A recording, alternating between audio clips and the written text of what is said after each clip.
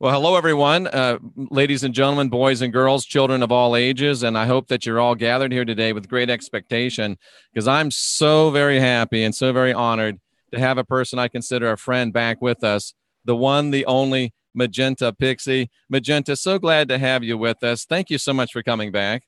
Thank you, Jeff. Thank you for inviting me back. It is my pleasure. And we just had a little short discussion about something that you called positive distraction. I think that'll help a lot of people if you just share that real quickly. Yeah, I mean, recently I've been focused elsewhere. As I was telling you, I'm getting married in inverted commas. It's not quite full marriage in the way people would think. I'm having a hand fasting, so we're getting hand fasted, which is the true marriage. But anyway, absolutely, it's beautiful. Yeah, so I've been focused on that as we've set the date and found the venue. So I'm sitting here looking at really sort of 3D things like flowers, cakes, and dresses, and actually really enjoying it. And so I said to the nine, am I distracting myself? Should I be focused back, in the path regarding the star seeds, regarding the energy, communicating with you? Am I distracting myself? Am I just falling into a 3D system distraction by focusing on these things? And what they explained to me was, if you focus with joy and with the trajectory of intention in a cohesive sense, everything merges together. So it's not like, oh, well, my spiritual path is over here, but I'm going to jump over here and focus on this thing, which is not part of my spiritual path. Oh dear, I'm distracted. I should be over here. What actually happens is there is no over here or over here. Everything merges together. So you might think that you're being distracted, but if you have that cohesive energy, or put another way, if you are you've activated the DNA, or if you are a conscious starseed, or taking a conscious spiritual path, raising the Kundalini, etc., then there is no distraction from that point of view. You're operating in that 0 point field, if you like, and everything falls into place. And so you'll find miraculously, when you say, for example, you might be planning a wedding and think that you are distracted, but then you might actually bump into someone who you want perhaps to be the DJ or the florist, and it turns out that you have a link with them. And what I'm saying is that synchronicity comes into that path. But having said that, you can distract yourself if you sit there and think, oh, I'm distracted, I should be over here, I shouldn't be doing this. Then it's your emotion that distracts you, not actually what you're doing. And so I asked the nine this question, and they brought through a response for me, which was the video uploaded last week. Excellent. So it's all right to have some positive distractions in your life, as long as you manage them responsibly. Well, not all right. It's actually quite essential. Because exactly. If you're focused all the time on, I must see what the star seeds are doing, and I need to focus on the energy, and like, how's my DNA going? And that is, I mean, the nine said the statement, in your reality, all work and no play makes Jack a dull boy. I was just going to say that, Magenta. You stole my thunder. Yeah, and Jill a dull girl, as the case may be. So obviously, when you go into positive distraction with focus, it's like you're taking a hiatus, you're taking a holiday from one focus to another. So it's really about being conscious of where your thoughts are, and if they are in alignment with your belief structure, your spirituality, you can make everything part of that. And you can do that consciously, or you can relax and just have the knowing that you are in a state of positive distraction, which is a bit of a mismatch of words, really. But as I said, there is no distraction. So when you do that with focus, everything becomes one. And it's important to be able to do that and to focus in different areas. And it becomes a learning curve. Absolutely. And yet another interesting synchronicity between us, Magenta. I also recently got engaged, and we're planning a wedding too. So very, very interesting on that regard. It's great. And let me ask you a question. How often do you hear from the nine? Oh, wow. What a great question. Well, from the nine, from the perspective of that higher aspect of myself that I communicate with, on the one hand, they're always there. because obviously they're an intrinsic part of me and that higher self construct, if you like, that matrix. But really, when you bring that into 3D terms, one would be consciously aware of that, that connection. So I really feel that that is most of the time now, having been on this path for many years, most of the time it's down to me. It's like, do I dial up and call the 9 today? Sort of like, hello, are you there? Oh, yes, you are. I'd like to talk to you. So, but sometimes it can work the other way. And you aren't thinking about that connection, you're focused elsewhere, and then the 9 will come in. How often? I guess I would have to say every day. That's really, amazing. That's really beautiful. That's beautiful.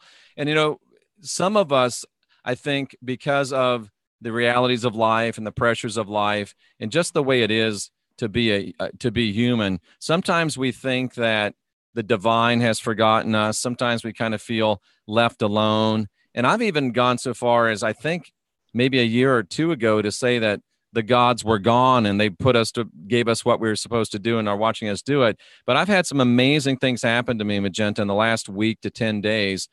And I'd invite you to comment on this, but I think without a doubt that there are definitely divine beings that not only know who we are, but they're interested in us. And it blows my mind, and it tremendously humbles me, almost brings me to tears to think that the Father and the Mother, the great august beings they are, will actually take the time to very specifically communicate with specific human individuals on this earth. I've had it happen to me. Sandra's had it happen to her. We've had it happen to us over the week, 10 days. And it is just a tremendous realization that as great and as grand and as august as the, as the divine ones are, that they still know us, Magenta. They still see us, and they still actually take time to cause messaging through plants, animals, trees, people to come to us. Isn't that rather staggering? It's amazing, and it is staggering, and it's beautiful. Going back sort of when I first woke up, which was 1993, the energies weren't the same as they are now. And anyone who's been on a path for that amount of time will know the difference. And so it was more difficult, if you like, to make that connection. There had to be some kind of assistance, some kind of ritual or meditation or crystals or something. And I myself would go long periods without conscious connection. Obviously, it is there constantly, and often it will be there in your dreams without you perhaps being aware, and you might not remember that. But in my subjective experience, I would look back and think, well, I went sort of several months at a time with no connection. But then I look back and think, well, was that the 9 that simply didn't communicate with me? Or was that me because I didn't call upon them? I was looking to the 3D to solve my issues. And, you go through this temporary forgetting. And I used to speak to the 9 6 months ago. I wonder if I can call them again. Or at that time, it was a different aspect to the 9. But now that energy is so different. It's so close. It's very much a unity. So anyone in that energy who's made that connection now, it is very much instant. The minute you even think of that higher self-construct or that consciousness, it's there. In fact, there are many individuals now who are living in that oneness. And this is really topical because that's what this whole time period is about now that we are in. And you were saying you'd had some interesting experiences in the last sort of week and a half. We've gone through these 3 eclipses to create this sort of eclipse gateway. And then we're going into this Lion's Gate in August. So we had this partial solar eclipse on the 13th of July, which was the seed point into this extremely high energy spike of July the 27th, which is a total lunar eclipse and a full blood moon. Now, I believe it may be July the 28th in America. I'm not sure of the exact timings, but say July 27th, 28th. What the 9 are telling me is when you look astrologically at the year, the 12 months that we call a year, we choose December the 31st to be New Year's Eve, the end of one year, one time period, and then January 1st to be the beginning of the next one. And that is true within this sort of Gregorian calendar setup and the energy that we put into it. We create that. But when you look at the sort of ascension cycles and the mirroring with astrological cycles and other ancient systems, perhaps the Mayans and other indigenous peoples, and the knowings that the starseeds have, then the spiritual New Year's Eve would be the 26th of July, and the spiritual New Year's Day would be the 27th of July, given this full blood moon and total lunar eclipse. Like I said, it may be the 28th for you in America. Right. So that's a very big, high energy. And then we're moving further. And then we have the August 8th, the Magenta. Sandra and I are moving into our new place on those very days. You are. Well, this is the thing, and it's interesting that there's these weddings, because it's very much about the energy is unity. It's unity with the higher self, unity with the guides. So when it's like, oh, are the 9 talking to me, or should I call them? This energy is more like, I am the 9 and the 9 are Magenta. Mm-hmm. We are one, and we're finding our way with that, and that's beautiful, but it can be a little bit sort of confusing for some, and it can be difficult, and it's difficult to integrate that into the 3D. That's what we are doing, and this energy is the unification. And of course, if we're going upwards to the true twin flame, then we're going to be mirroring that in this reality, hence why there are so many unities in business and in politics and in all structures and in relationships. I was saying to you earlier, I mean, we've got a year of weddings next year, and it's absolutely crazy. Everyone's just getting married in the same year. My mother said, what are you doing to me? My sister's been with her partner for 25 years. I've been with my partner for 15 years. And then I've got my son who's been with his partner for 3 years. My other son who's been with his partner for 3 years. My sister-in-law, well, she's actually my ex-sister-in-law, but still a good friend, and she's been with her partner for like 10 years, and yet everyone's getting married in 2019. But then, of course... And it's an 11-year. Oh, is it? Yeah. You mean... the numerologically added up. Yes, absolutely. Yeah. Yeah, it's amazing. There is a unity... There's a unity consciousness sweeping the planet. It's very, at least amongst people that are of like mind with us, huh? Absolutely. And that unity consciousness has been there a long time, but it's been in philosophy, in idea, it's been in emotion with the starseeds, but now it's all falling into the 3D, and it's like manifesting in front of us. We're actually seeing it and experiencing it. And we have been to a certain extent in 2018, and that just ramps up. Well, it doesn't ramp up in 2019 as of January 1st. It ramps up at the beginning of the new year, which is July 27th or potentially the 28th. That's the new year. We're on the cusp of it sort of right now. These 3 eclipses, the third eclipse, I think, being August 11th, it's creating this portal, this toroidal tube of Stargate energy, and we're moving through it right now, which is why there's such a high energy for those that are connected to this. They are constantly moving through waves of excitement and joy and happiness, and this feeling of something's about to happen and it's going to be really, really great. And then you've got this other that's the energy. Second time you've taken words right out of my mouth so far. Wow. And then you've got this other energy in 3D, which is like, what is going on? This is crazy. This is chaotic. And I don't want any part of it. And it's got to stop right now, because you're seeing all the weeds being pulled up out of the garden. And it's like, we've hidden the weeds. We've hidden the weeds behind all these pretty sort of cultured flowers. Now we're taking the cultured flowers. We're bringing the true garden out, if you like. And we have to pull up all the weeds, which makes the garden look like it's been, really messed up, so that we can grow the new one. I guess that's a good metaphor to use, and that's what's happening right now, and it's very, very evident all over. Absolutely. I'd like to talk about your books, but before that, people have asked me to ask you this question. If it's too invasive or rude, feel free not to answer it, but how did you come up with the name Magenta Pixie? I've never, ever seen a question to be evasive or rude. So I'll answer that. Before I do, there was one thing I wanted to say, and Please. This is really interesting.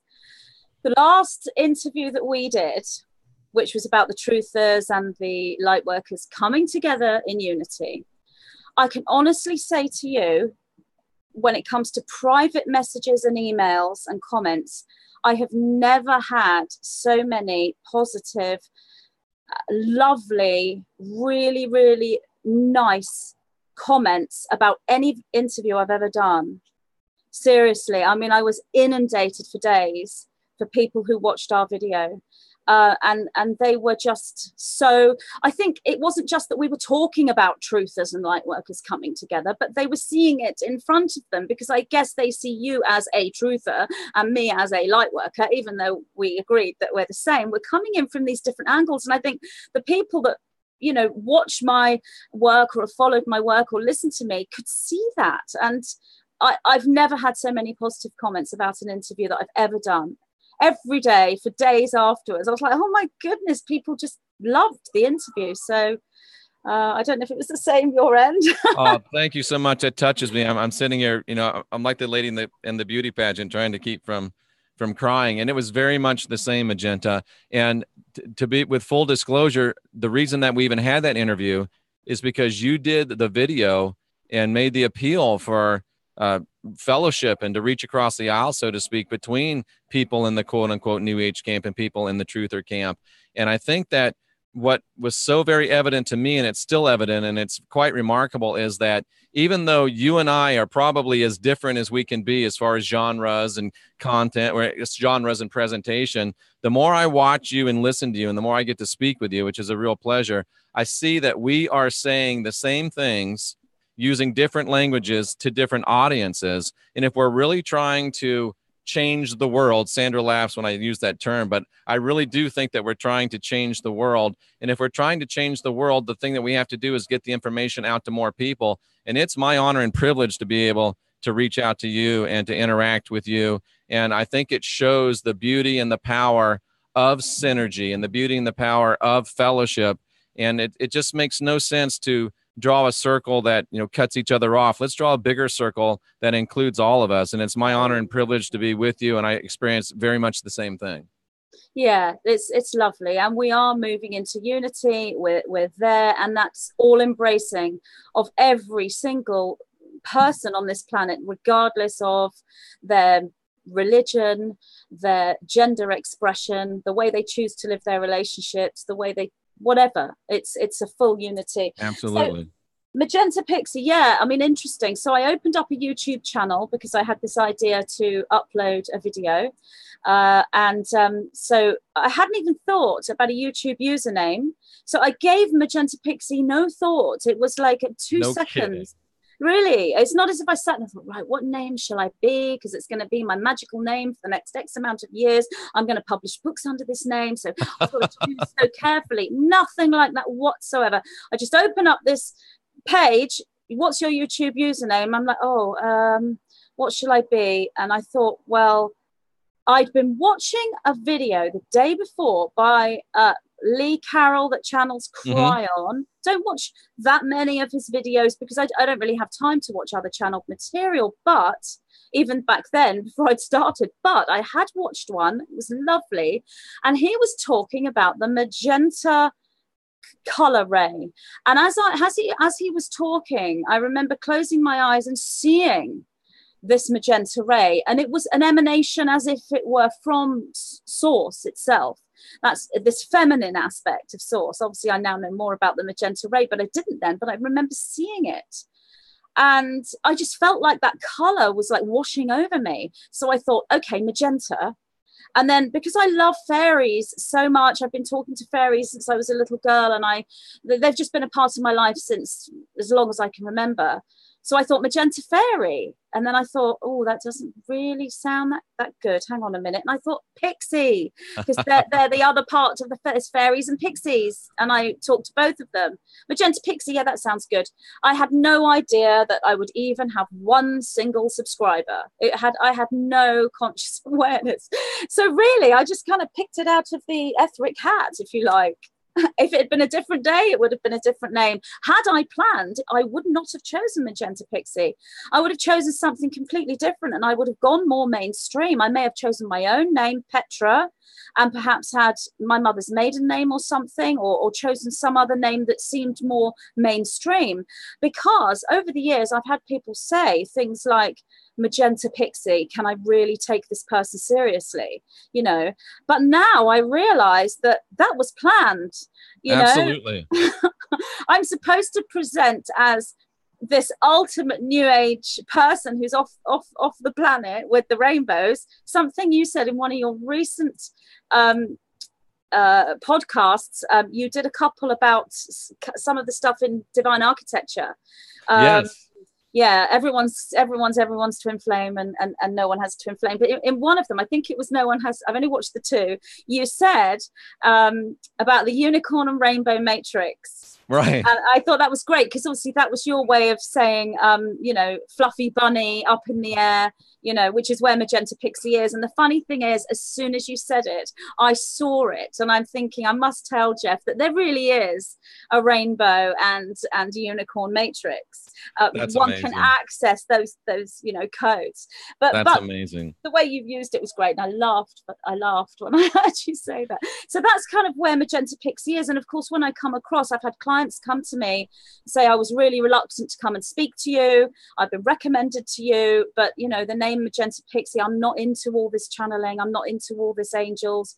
I said, that's fine. And then we get talking, and about 5 minutes in, they'll say, oh, you're not how I expected, you're actually sort of quite normal, you know, grounded. And it's about showing the world that it's all of it, you know. Don't Absolutely. be afraid of the rainbow unicorn matrix, but you don't have to live there. We have a 3D world, you know. That's beautiful. And you made the perfect decision, obviously. And it's funny, about 2 months ago, I had my first experience of actually interacting with the fairy, and Pixie is a pet name I have for Sandra. So yet another synchronicity. But I've read 2 of your books in the last few days. I'm working my way through the third.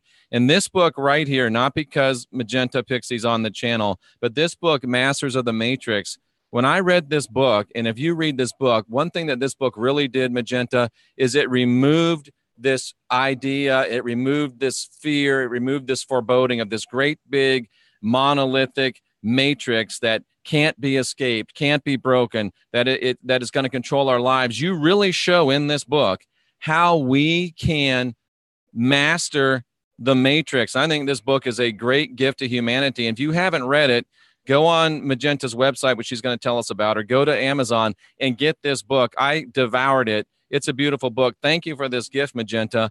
Now, I now know that not only can I survive the matrix, but I can master it. And it's relatively simple. Yeah, it's amazing, because obviously that perspective is coming in from the 9. And as I said about unity, we are one. But back in 2016, when that information came through, it came through in such a long stream of consciousness, very similar to how I bring forward the material for the videos, but it just went on. And I didn't really understand the material at first. I would be reading it, and it would be coming through me, and then I'd stop after a couple of chapters and then read it again, and I'd be sort of a bit confused by what was coming forward, because I couldn't get I was expanded enough to be able to make the connection and bring the information through, but then to get back to that expansion in order to read it was more difficult. I had to read the book, once it was completely finished, 6 times, because I realized that you open the expansion and you receive, and then you work with what you have received, you allow it to activate you, which then creates the expansion of the processing and the understanding. So the processing and the understanding comes afterwards. So yes, it's a very good way of removing that fear that there is this controlling system, which there is. There is. But we are here to become sovereign, become empowered. And as we do that, we create the entire code within the matrix. We change that matrix, especially when we learn what we truly are. And each book sort of embellishes on that. Obviously, the third book, if you've started, you'll see that that's kind of taking it a step further. So Masters of the Matrix is very much about matrix awareness, first Absolutely. of all, and then matrix mastery. So you become aware of what you are and you master that.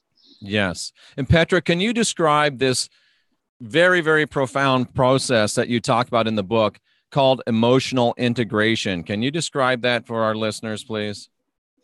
Yeah, this is really about in the New Age community, you have a lot of people that are very afraid of negative emotion, and you will hear it time and time again. Don't feel fear. And you'll get groups of usually women, no offense, getting together. Oh dear, she's still full of fear. Can you say, yeah, she's got a lot of fear in her. I mean, it goes on. I've seen it. I've witnessed it. Right. You know, or you'll say something like, oh, I feel really worried about so-and-so. Like, oh, you're feeling guilt. Like, it's a great big no. You know, you just can't feel those negative emotions, because if you do, you're not on a spiritual path and you've failed, you know. And it's erroneous thinking. It's I can understand why people think that when they're touching on those positive emotions, but it's the first step. The next step is integration. Well, really, the integration is all of it, but you kind of go away from balance at first. That's the fluffy bunny, what you've referred to as the unicorn rainbow matrix. But then you come back down and you integrate. So you realize that if we weren't supposed to feel negative emotions, what on earth are we doing here in incarnation when our entire reality is faced with suffering in a polarity reality? We're constantly looking at the opposite of what we are. There's happiness and there's sadness, and there's good and there's bad. We have this polarity. So we learn that when we feel these negative emotions, they're not there to be transcended. It's like, oh dear, oh no, I felt a bit of fear. Oh, that was really bad. No, breathe it out, close your eyes, go away fear. That's it, gone, back in love. Great. Yes, that's a technique, but that's transcendence. However, if you feel fear and you allow yourself to succumb to fear for a week or 6 months or 10 years, then you are not exercising your full potential, moving into sovereignty and becoming a master of the matrix, because fear is an entity. It is negative, and therefore it will feed off you if you like. But there has to be a balance. So emotional integration is about allowing these emotions to come in wherever on the scale they may be. It's specific to negative emotion, and working through this so that you integrate, because if you feel fear without any integration, that, as you will know, having read the book, becomes a code within that matrix, which is a six-dimensional structure, like a database or computer system, very close to that. And then it sets down into the third dimension, and then we create that which is to be afraid of. And repressing those emotions sends the same type of signal to the matrix, right? It absolutely does, because you haven't got rid of it. It's just, you just buried it down. So, well, hide that away. We don't want that, do we? But of course, the matrix is a response to all. So it's better to show the fear. So then you go through the emotional integration, and the first step is acknowledgement. Because often people feel an emotion, they don't know what that emotion is. They're like, oh, I feel a bit weird, you know, let's have a coffee and off to work and forget about it. You know, what's the emotion you're feeling? A lot of people, they don't know. So identify it. Identify it. Is it guilt? Is it fear? Is it jealousy? Is it anger? You know, what's the emotion? And then the second step is profound, I think. Yeah, I'm kind of, is it gratitude the next one? Yes, where you have gratitude for the emotion. You actually have gratitude for fear. You have gratitude for guilt. You have gratitude for jealousy. Explain to us why we want to have gratitude for those things. Yeah, and that's really, really hard. I'll explain that actually with a personal experience. Oh, goody. Going back after writing the book and releasing it, and it was on sale. So after that, I went through a situation where my father was diagnosed with dementia. So he's getting worse and worse and worse and worse. And it got my father as well. I feel your pain on that, and you know, all my good intentions to you. Yeah, it's really hard, I know. Magenta, it was so beautiful because I introduced Sandra to him just a couple of weeks ago, and it was the best day he's had in years. It was like my old dad was there, and he was able to enjoy that lovely woman that's coming into my life, and they had had a real nice time. It was beautiful. That's lovely. Oh, you'll start me off. We're both feeling there crying. I mean, obviously, sometimes that true self will present forward. That true self is always there, but there will be times when your dad can't access that true self, and then you can't see that, but it's like a wave process, and you kind of have to come in with your father from a more multidimensional spiritual place, really. And then you'll always have that, because his soul is not damaged in any way. There's no change. It's the brain, it's the human brain, and this is to do with the system that we live in, unfortunately. Yes. And if we didn't have souls incarnating to experience this, then the masses of humanity would not learn about the control structure that's been here, because there's no need for degenerative diseases. But anyway, I'm getting off track. So my father, no, it's fine. I mean, my father was, he taught me everything. He was a hypnotherapist. He first hypnotized me when I was a little child. He taught me so much. He was a major mentor for me. So very difficult to see this man who's been the most intelligent person in my life slowly, lose that focus of mind and that memory, although I saw it happen beforehand. So I kind of could talk to him beforehand and ask him questions about what he might want should the time come when he couldn't make decisions, and spiritual talk about other things too. So I got some good information from my dad before he went into dementia badly. But anyway, going back to this particular example, it had got to the point where my father had to go into a care home, a residential home. The family and the carers we had coming in no longer able to look after him at home, so he had to go into care. And I'm looking around at all these care homes and thinking, oh goodness me, that's not right because of this, and this one's not right because of that. And it was very difficult. It's a difficult system, the care system in the UK. I'm sure it's probably the same in America. It's not an easy system to navigate, and you can end up with the wrong place. You have very to easily. Yeah. So I'm sitting there and I'm thinking, okay, I have an emotion right now, and my emotion is, all sorts. This is the thing. You might not just have one emotion and identify, oh, that's fear. It's, with me, it was fear, guilt, guilt that I couldn't give up everything and be his full-time carer, sadness, worry, everything all rolled up together. And it's a horrible feeling. So how am I going to manifest this dream care home with all these emotions going on? And I'm thinking, I wrote this book. I've written this book. How I can't be a hypocrite and not actually do the work. So I'm reading back through the emotional integration sections, and I'm looking at the gratitude, because I did the identification. It's like, okay, I know what I'm feeling. It's like all of this. I'm fully aware of what I'm feeling. Gratitude. And I'm saying, to the nine, I'm being really honest. I'm not grateful for this situation. I'm not grateful. How can I pretend to be grateful when I'm not? And this is so big, because if you look at everything that's happening globally, are we grateful for this situation right now? What's going on politically? Are we grateful for the cabal and the Illuminati and all the awful things that have happened? Of course we're not. Now you sound like a truther, Magenta. Yeah. Well, I am, you see. I'm a secret truther. I'm a closet truther. I'm a massive. And you know what? I'm a secret new ager. Yeah, Don't tell anyone. I spotted that.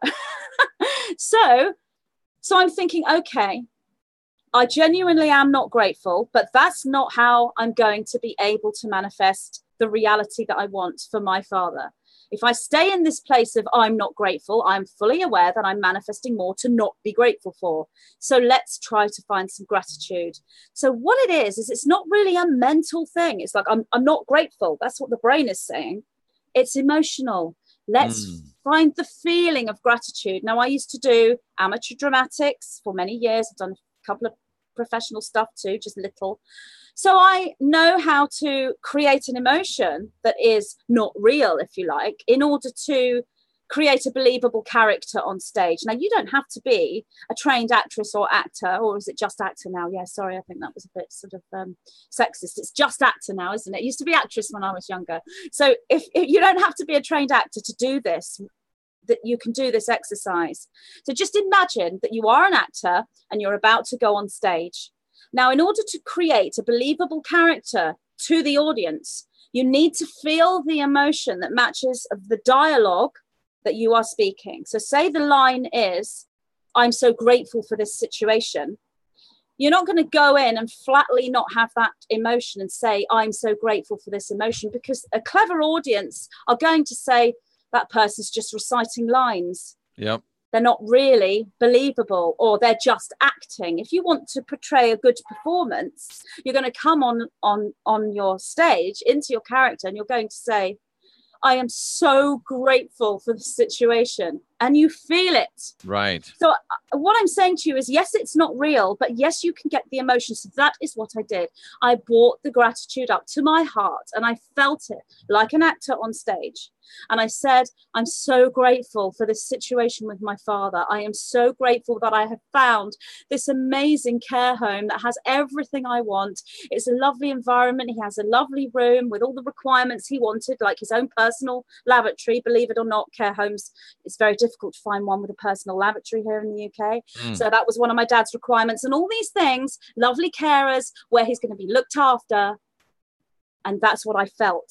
And I kept doing it. And I am not kidding you. Within 24 hours of doing that exercise, I found that exact home. And my other requirement was that it's right by my house. And it's 5 minutes from my home. I knew about this place, but I dismissed it because of other reasons. And then I discovered that those other reasons were no longer valid. So I went to take a look at this place, and it was perfect. 5 minutes from my house, everything, including the toilet. So that's beautiful. It worked. So I can now honestly say that I have lived that emotional integration. I've lived it. I've done it, and amazing. You can all do it.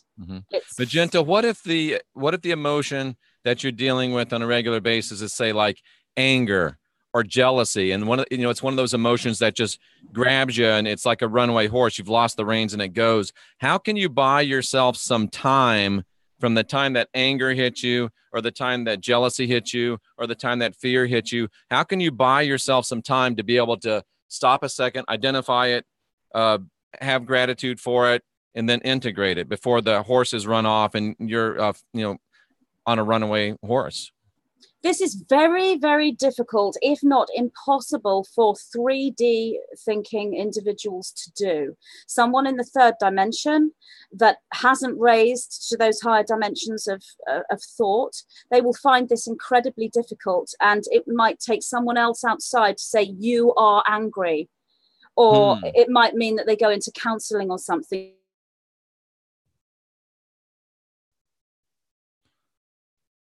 Well, ladies and gentlemen, we're here with Magenta Pixie. It looks like we have a little bit of a connectivity challenge here temporarily. We're hoping that she'll come back here before too long. And we're talking about integrating emotions. And we're talking about, from the book, The Masters of the Matrix, that I just read. This is by Magenta Pixie. This was her first book. And it gives you such a profound technique that we've been talking about, feeling those emotions. And then instead of trying to repress them, because if you repress them or suppress them or keep them down, then that also sends a signal to the Matrix. And the Matrix sends the Sentinels, if we follow the Matrix movie analogy, to come after you. And that's not what we want. So we have to deal with these emotions. And of course, we don't want to keep them, for years and years and years, as Magenta was talking about. We want to deal with them and process them. And when we and she's back. Sorry, did I go? I thought you went. No, you went. You went, but that's okay. Please continue right where you were. That was perfect. I'm talking away, and I looked at your face, and you were so still. And I'm saying, Jeff, are you there? And you didn't move. So I thought, oh, something's happened. Okay. So I just recapped the integration process. So we're trying to figure out how to keep that horse from grabbing the bit and pulling the reins out of our hands and running off with the anger or the fear or the jealousy. So did you hear me say where it's very difficult, if not impossible? I heard you say that. Yeah, for a 3D person. So what actually happens is, when somebody's angry in a third dimensional way of experience, then they don't realize that anger is an emotion that they can separate from themselves and have control over and work with. They just think, they usually will perceive that someone has done that to them. So the anger is the result of an attack from someone else. So when they're angry, it's like, well, it's because of you. It's because of my wife or my mother or my boss or Donald Trump or whoever it may be. Got to throw him in there. So that's how they will perceive it. It's someone else. So the first step is obviously, it has to be some kind of self analysis, moving into therapy or spiritual awareness to actually realize that, okay, I'm feeling anger, and to be able to recognize it, and it's not the result of someone else attacking me. So that's the first step. Which book is that in, where it says to realize that it's not happening to me, it's happening by me? That was in one of your books. Possibly. I think it is in this one, but yeah, that's absolutely profound. So just because you're mad because your husband and your wife, or God forbid, your new fiance does something, it's really not them. It's really our anger, isn't it? We have to own it and realize it. Yeah, I mean, obviously, or our jealousy or our fear or whatever. Exactly. I mean, obviously, someone around you may act in a very, unbalanced way, but it's your choice how you react. Obviously, when you're in a relationship, sometimes you can react instinctively without thinking, right? Because you're so intertwined with that person, which is why it's your greatest teaching tool, is to be in a relationship with somebody. Absolutely. But the first step really is to realize that you are feeling this emotion, and it's very difficult because it does grab you, and to actually get that space to actually discover that you're feeling an emotion. Often people will act first, think later. But what actually happens with those people is eventually life will show them this. So, they might get into trouble with friends, family, with the legal system, whatever. Eventually they will come to the realization that they're angry. So a really good way of working with integration of anger is to, and this is really for a more advanced thinking person, you are looking at someone who is fourth dimensionally and fifth dimensionally functioning, and or have at least stepped out of that first stage of 3D existence, because it's going on all around us and people are reacting all the time.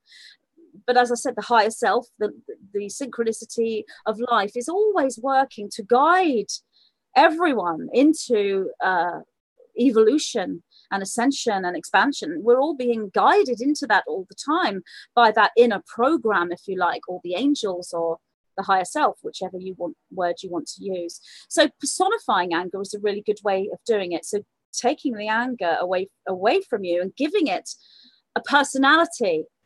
You can even give it a name. So I am angry, so I'm going to take the anger out of me and sit it next to me. It's going to be this little sort of, gremlin type creature with spiky hair and big brown eyes. I'm not going to make it a huge, great, terrifying monster, because I'm not going to be able to deal with that. That's too big and too scary. Let's bring it right down. You can even make it a little sort of tiny creature. That's really good to work with, but you don't want to dominate it either. You make anger your equal partner, and then you talk to it. So let's give it a name. Let's call this little gremlin Fred. So Fred, why are you here with me? And let Fred show you or talk to you. Now, if you are somebody who's able to compartmentalize all those aspects of self and do channeling or work with these different aspects, you will be able to go through this really well. And Fred will say, well, I'm with you because that person said something on Facebook about your or social media about your daughter. So I'm thinking, okay, so somebody said something horrible about my daughter, and that's why I'm feeling angry. So what's this telling me? What's Fred trying to tell me? Do I leave Facebook? Do I go and have a chat with my daughter and get closer to her? Why am I so insecure that it's worried me? Do I have a chat with this friend? Do I learn more about distancing myself from people? Why am I allowing myself to get so involved with what that woman's just said on Facebook? Am I being too overprotective over my child? Or is this what normal mothers do? What I'm doing here is integration. This is what you go through. People will do this all the time when they're on a spiritual path, in one way or another. Self-analysis, learning. So a good way is to take the anger outside of self and talk to it. But gratitude comes in, because that's what changes the code. So anger is putting a code of anger into the matrix, and then we are living our life and drawing other situations into our life to be angry about. So when we have gratitude, Fred, thank you. Thank you for coming to me, because that might actually change something. If you act on anger without integration, you go straight on Facebook, oi you, what are you saying about my daughter? Do you want to meet me outside, have a scrap or whatever? Or Are we going to take a deep breath, integrate, say nothing, don't just defriend the person or whatever you need to do. And when your daughter sees you and says, oh, did you see what that person said about me? Instead of reacting, yeah, and when I see her, I'm going to give her a piece of my mind, you'll say, yes, actually, I did see, what she wrote. How are you feeling about it? You can work and be the responsible one and the one who assists others. And then if you bring in the law of one, it's our integration work affects literally everyone else and the entire planet system, et cetera, et cetera. Exactly. And that is the law for multiple, if not all, universes, even ones that have tried to change that or work against it. It is the law because it is the pulse, the energy. The law of one is that ultimate consciousness. So when you do something, when you feel something, when you have a reaction, from that higher perspective, there is only you. There is only one soul. So everything you do will affect the quantum aspect of self. It ripples through. So if you've been reading this one about this book, the information is in this book, but the structure is on the front cover of this book. This is your matrix. This is you, infinity. So this is your law of one. This is you living the law of one as the law of one. When you feel something, it ripples through all of these other aspects. So you've got the alternate selves, which is every single manifested structure in existence throughout all timelines. You have a forward line, which is all the future. So you're going down into the future. You're actually affecting your future self with the emotions you feel now, and your past self. So you can change the past by the present future. You do what's called timeline jumping. You change the past, you go back here, change something, and when you come back, you're in a different structure. Then you've got the diagonal, which is the ancestral. So as you create these angry codes or negative codes, that's passing down your ancestral line to your daughter, to your son, your grandchildren, your great-grandchildren, and so on and so on and so on, until they wake up and break the cycle. So, and then you've got the higher self, you have the upper world, the guidance system, and then the below, which is not as you would think. Obviously, you've read the book, you would know it's not heaven and hell, as in that's good and that's bad. This is the shadow. This is going within. It's beautiful. Exactly. This is the womb. This is going down into the dark forest. And this is the integration. This is the analysis. You could say this is ego, this is higher self, but you want them both. So everything you feel here, which is where you are in balance, this middle point, everything you feel affects everything, because this is your matrix. This is just one depicted model of a toroidal field. It's a very simplified, according to the 9, basic kindergarten level structure. Thank you. I mean, I just still learning about it, but yes, there's so much to learn about. And it's so amazing. And I've been doing this idea about people being divine, sovereign, and free, and being their own individual circles. And if this is you, we got enough to deal with just with us. Can you imagine the mess if you get enmeshed with somebody else, and now you're dealing with not only their mess but your mess? It just becomes impossible to manage, literally. Now, Magenta, once we master the process of emotional integration, will that usher us into the 0 point? Yes, once you go into integration, and I mean, integration isn't sort of, oh, I've done it, I've integrated, and here I am in 0 point. It is a process. It's a never-ending process. But once integration has got to the point where you get quite fast at this, absolutely, so anger comes in. Oh, anger, it's done. You do it you may even transmute without even having to acknowledge the emotion, because it flows. Fred's appearances become shorter and shorter, don't they? Fred will be Fred becomes a fleeting shadow. He becomes fast Freddy. And he transforms and becomes part of you. And of course, when because when I say Fred and personify anger, entities come to you, that's what they are. They're the personification of collective negative energy. So you can work with one anger, which is your anger because of a comment on Facebook, or you can work with collective anger, as in the whole planet, or many planets, or many universes. Wow. So we move from just well, service everything to is self. here. Yep. Everything is in here. This is everything. All universes, all quantum realities, all galaxies, everything. And this, you know, we are a structure that mirrors the structure. So this is source. This is the pivot point, the nexus point. This is the stargate, the central point. This is you. So when you are on the path to integration, in those early days, in the beginning point, you will move in and out of 0 point, and you will be able to, at will, move into 0 point and think from 0 point, make decisions from 0 point, because there are no thoughts, there are no decisions when you are there. That's when you go here consciously. Yep. So that's 0 point. But so is this, which is the event horizon of the entire structure. This in the middle and this on the outside are the same place, even though they're presented as two different places. That's so the third dimensional brain can understand the structure. And I will say it's just one model of universal fabric. There are many, many models coming through many, many individuals. And the model for you is your model, the one you dream about and the one that you analyze when you look at geometry or when you live this.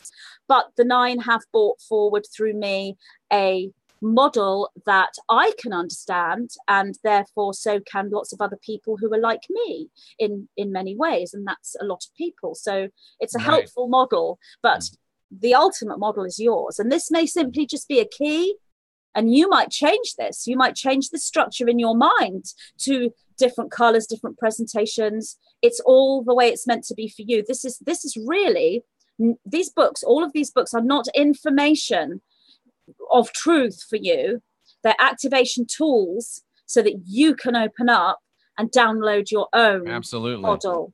And something just hit me as a reason for gratitude for these, what we would call dark emotions. A reason to have gratitude for fret or for anger. A reason to have gratitude for jealousy is what you've just explained. Not only are we grateful that this jealousy came to me so I can transmute it into my life, but also because of this structure, now we can say, thank you for helping me play a part in transmuting the damaging emotion of jealousy for the whole planet, for the whole universe, for the whole galaxy. So we're taking what seems service to self, but we're really morphing it into a service to others paradigm.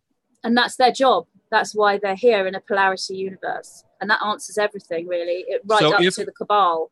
That's, that's not excusing the atrocities that anyone does. Mm-hmm. That's not excusing, because you have to take a stand and say no more, we're not having this polarity anymore, stop.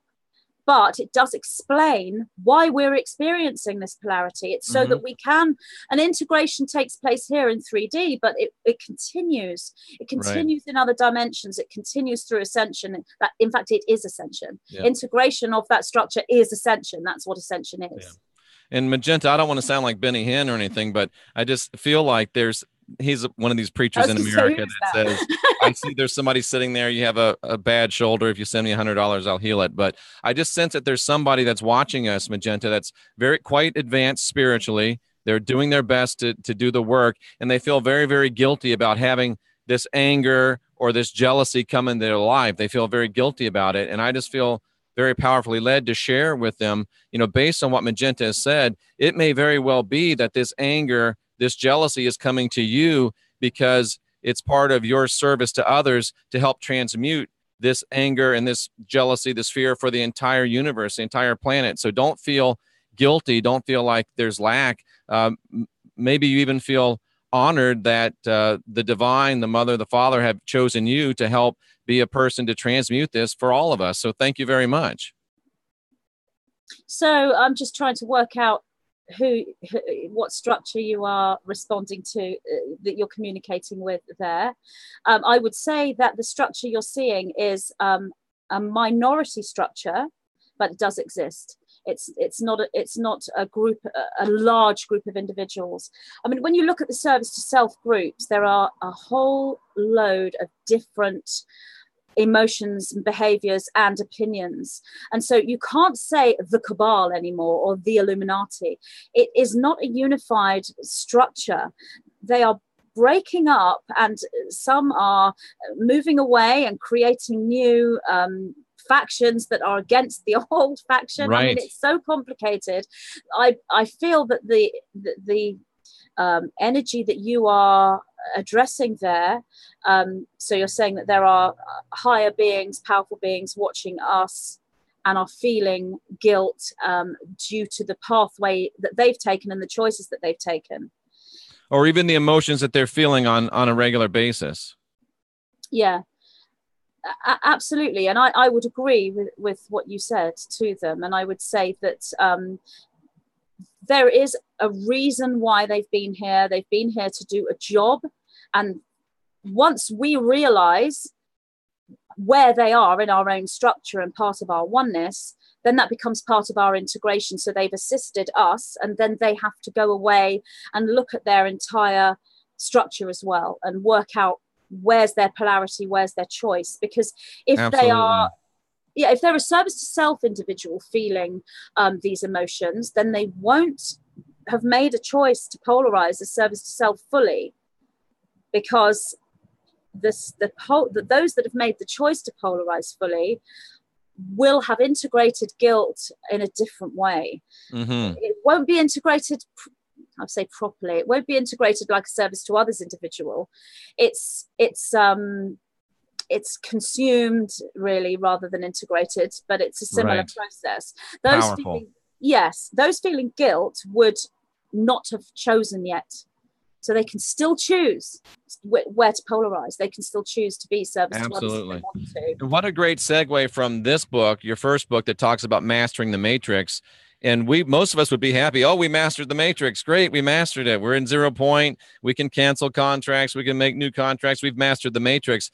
But that's just the first step, because not only can you master the matrix, but you get to go ahead and build your own matrix. You are a creator. You can get to build your own matrix. You can, Magenta talks about the divine architecture. There's even a template for you to do it. And not only are you just mastering this matrix, why be satisfied with that when you can actually become the architect of your own matrix? You can really become divine. You can really become sovereign. You can really become free. And I love how you talk about shadow work here. I love how you talk about flow. And one of the powerful thoughts that I took away from this book was the thought of holding in my mind more than one opinion or more than one belief about any specific thing. And that allows there to be no blockage. That allows there to be greater flow. And it really allows the manifestation of what I really want and really believe by opening up more pathways. Just to bring it down to a mundane thing. Let's say that you have something you want your spouse to do. And instead of telling your spouse, I want you to do this, be open and let your spouse do what they want to do. And I'm telling you, more often than not, the spouse is always going to do something that's good for them. And if you really love that person, it's going to end up being what you really wanted them to do, only better. So just keeping those pathways open and not locking yourself into one way of thinking is a very powerful thing, Magenta. And it's hard to do, but boy, if you can start to master these things, you really can be the architect of your own matrix. Now, did I just butcher your whole book, or am I okay? No, I'm just thinking how my spouse is probably watching this. So I will actually remember that next time. Next time I want him to do something, I'll just be like, no, but you're absolutely right. You're utterly correct. And we have to learn to integrate this into our life. And the 9 call this sort of double think, where you take these two different perspectives. Bilocational consciousness, which is all in the next book, and as I said, I didn't plan any of this. Same as how I didn't plan the Magenta Pixie name. I didn't plan the books. I had no idea that they would follow on from one another.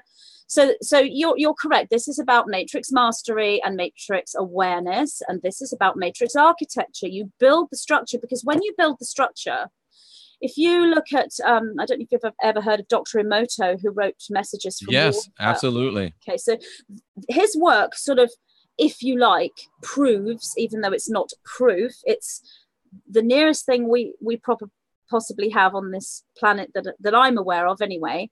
It proves that your emotional feelings create structure within the DNA, which is the matrix. That's profound. I never thought of it that way. Yeah, it really is creating this crystalline structure. It's real. It's real. It's absolutely real. And if you go and read Messages from Water, and I know that there are people who call this pseudoscience or whatever. I went to his talk a couple of years ago before he passed away. I actually got to see him live at his talk, and it was amazing. And where he took those emotions, either from music or from words, and put them on the sort of frozen or crystallized water, and then took out the water patterns to see, and you had these beautiful sort of snowflake like geometric patterns, and then these sort of blobs in response to the different frequencies created by words or music or whatever it was. Well, we're doing the same thing, because the DNA is water. It's not water, it's fluid. It's actually liquid light. It's actually plasma, liquid plasma light. There is no word for what it is, but it is a responsive medium, like a liquid, like water, that has memory like water does. So that when we are building this and we're visualizing this structure, our DNA is mirroring that, just like the message. We're passing a frequency, literally. It's not. And it's just like those things where, you know, they put the sand on the black thing, they put the sound. Exactly that's other proof. Yes, yeah, it's the same thing. We're doing it, so that's why it is proof, Magenta. I think it's proof. It's proof for me. Well, it is proof, absolutely. But I mean, there are people who won't see it as proof. But then you could actually give them, you could give some people proof in front of their faces, and they wouldn't see it. And that is not what it's about. You can't find the truth from proof. That's not where you should be looking. Proof is going to take you away from what you're looking for. I think one of the things you say is it's an inside job, which I think is great. Sandra actually coined that. Sandra, excellent. It's inside. That's where the proof is. It's inner proof. But you mentioned the unicorn and the rainbow matrix. Well, if you visualize a unicorn and a rainbow, you're doing the same thing. You don't have to build this structure. This is 6-dimensional, geometric, mathematical structure to create change within the DNA. But you can do it with a unicorn, you can do it with a rainbow, because that is frequency. It's all about frequency. So you can use the energy from a ruby stargate, or a sapphire blue stargate, or a shining diamond. You are drawing the energy of these structures. You're taking the frequency, which is very high. A unicorn is extremely high frequency. You can take dragons, which is a different energy, also a high frequency if you are with the right dragon. And there's lower ones as well, obviously. But whatever that visual is, maybe Merlin walking towards you in a long blue gown with stars and moons all over, and touching you on the head with his long sort of wand with a star on the end, and sprinkling pixie dust all over you, and you can feel these golden shimmers. These visuals are creating a frequency and an emotion, and the DNA responds to the frequency. This is why the new age stuff has validity to it when you look at it that way, and you look at what rainbows and unicorns, and if you like fluffy bunnies, what do they actually do? You know, what are they doing to your emotions when you look at these structures and you visualize them? They change the DNA structure and take you into the evolutionary path that is your divine right to experience. Absolutely. And Magenta, is this what you're talking about when you say that this mastery, this architecture is high magical work? Exactly. High magic, high white magic. And it really is. It really is. And it's just amazing. I mean, I have pages and pages, but we've kept you too long. I really appreciate you being here. It's just amazing the work that you're doing. And I can't encourage people enough to get a hold of your books. I'm looking forward to getting into your third book. I've just started it. I want to really get in. And when I read them, Magenta, I just don't read them. I have my highlighter with me, and then I highlight everything, and I go back and read what I've highlighted, and I make notes out of it. So I'm really learning a lot from it. I want to thank you so much. And please tell people where they can get information about you and where they can get these wonderful books. Again, the first book, Masters of the Matrix, and I would recommend reading them in this order. I'll ask Magenta if she thinks that's right, but read them, Masters of the Matrix, then the Divine Architecture and the Starseed Template, and then the brand new one, Infinite Helix and the Emerald Flame. Well, magentapixie.com is my website, and you can click on a link there, which will take you to the Amazon link for your country. So all the different countries, Amazon links, whether you want the actual paperback book or the Kindle. Now, I do believe you can actually get the book also from places, because some people don't like Amazon. So they are for sale on Barnes & Noble and Wordery and the Book Depository as well. So you'll find them there. That's not, you won't be able to go to those links, I don't think, through my website. That's because they've bought the books for their, right. for their, you know, so you can find them there. I've had people ask me, I don't use Amazon, so where else can I get them? So you can get them there.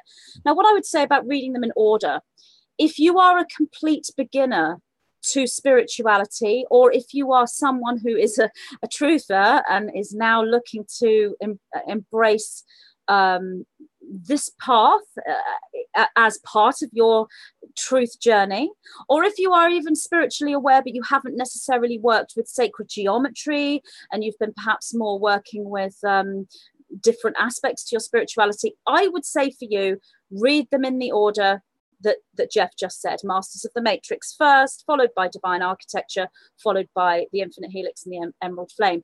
If you are already on a spiritual path and you are already working with this energy and have been for a long time, and everything you've heard me say today, you're fully aware of this, this is your path already, then it doesn't matter which order you read them in. And to be honest, you may not even need these two, because you will have already done some kind of integration or building of structure already. I would say go straight to this one. And that's the first time I've ever disagreed with you, Magenta. I think everybody should read all three of them. Yeah, I mean, I do too. But what I mean is if you just wanted one and you were already on a spiritual path, then I would say go for the third. But yeah, I mean, I love my books, and I read them myself. They're powerful. They're powerful. And let me just close with this. One of those new age cliches that used to bug me. It literally would bug me. I would like grit my teeth when I heard it, because I thought it was so cheesy. I thought it was so cliche. I thought it was so silly. And then I'm reading your book, and I read, and it hits me like the proverbial ton of unicorn food or whatever. It just hit me hard that when you say love and light, it's not just some silly cliche. When you say love and light, it is actually a thing that releases harmony. It releases frequency. It's actually a structure. And when you say it, it actually releases, is it the light love and the love light into people's life and into the universe? So Magenta, now I say it on every show, love and light. How funny is that? You got truthers saying love and light, Magenta. And seriously, though, you truthers start saying that. We spread that awareness. It's a code. It's a mathematical, geometric code. Because if you feel the energy love, if you allow yourself to feel the energy, the emotion that goes with that, and light, you are looking at pure source. And that is pure source as a oneness. And then you're moving into the first sort of pulse away from that oneness, the male, the female, however you want to see that first movement away. Love and light has everything within it. Light being the information, the DNA awareness, and that gives you the structure that the DNA is moving into, this 12-stranded, if you like, 144 strand. I mean, when you get through this one, call me back and we can talk more, because honestly, I mean, when I brought these two forward, I mean, I was just so excited and happy, and it was great to have brought this information through, and I just was amazed really by the information that was coming through and reading it. But this one completely blew me away when I brought the information through. So I'd really like, I'm excited. See that one was just like you know, and it only took me 2 months to write the third one. The first two I was sort of 6-7 months really in the process, and they're really small. This one, because the information was coming, I mean, if you'd have asked me the question in the middle of writing that, how often did the 9 talk to you, I would have said 24/7, because that's how it was when I was writing nearly that 400 book. pages, folks. They were talking to me every single day and all night. So I'm taking a bit of time off Sandra now. just said she's really drawn to the green one. So we're moving in together on Wednesday. So I think Magenta, I better read this before Wednesday, or I might not get a chance to do so until Sandra's finished with it. Wow. Well, congratulations. Moving is a big, but you know, I don't see any stress around you though. You seem to just be quite chilled about the move. You know, I feel like a kid on Christmas morning, Magenta. I really do. I feel like she's my destiny twin flame. I feel just the most incredible love and peace and joy. And I mean, I'm selling everything. I got to give up my studio. We're going into an apartment. That's what it necessitates. And, you know, everybody's telling me, how can you give up? How can you give up? How can you give up? But in my mind and what you're saying, Magenta, I'm not giving anything up. I'm gaining so much more. It's an honor and a privilege. And I'm filled with joy and anticipation. And I can't wait to get there. It's just amazing and powerful. Thank you for noticing that. Thank you. Thank you. And tell Sandra, yes, to join us next time. Absolutely. I will. And she'll love you for that. Magenta, I am going to read this book. And I was just thinking in my mind, I hope I can read this and call her back. And you said it, so I'm going to do it. Excellent. Lovely. Lovely to talk to you again, Jeff. You're one of, I have a lot of great guests, but I don't know if you're at the top of the list, but you're right there with all the others. It's beautiful. It's powerful. And I'm so glad that you were obedient to the message from the 9 to reach out to folks on the other side of the aisle. And I really think that Magenta, our work together and this work between our two camps is just beginning. Oh, I agree. Totally. And if you ever feel that you want to reach out to me or ask me any questions or even give me some gentle suggestions about things that you might say, Jeff, maybe you want to, I open that up to you because I do trust you and believe that you are a real channel of information from the divine. So please don't hesitate to do that. Okay. Wow. I think you're doing great. Thank you, Magenta. It's my pleasure. And for Magenta Pixie, I just want to say to all of you, love and light. Love and light. And the divinity in me does recognize the divinity in you. I salute you here for being here, seeking after truth. And for all of the rainbows and the unicorns and the fluffy bunnies, if we can get together and do it, you can get together and do it. You can unindoctrinate yourself. You can create yourself and build a life that you'll love. Buy these books. They will help you. And go to Magenta Pixie's channel and subscribe. It's in the box below. Go to our website. Magenta, thanks again so much, and we'll talk again real soon. Excellent. Thank you. Thanks to all of you, and thank you again, Magenta. We'll see you real soon. Thank you. Bye. Bye-bye.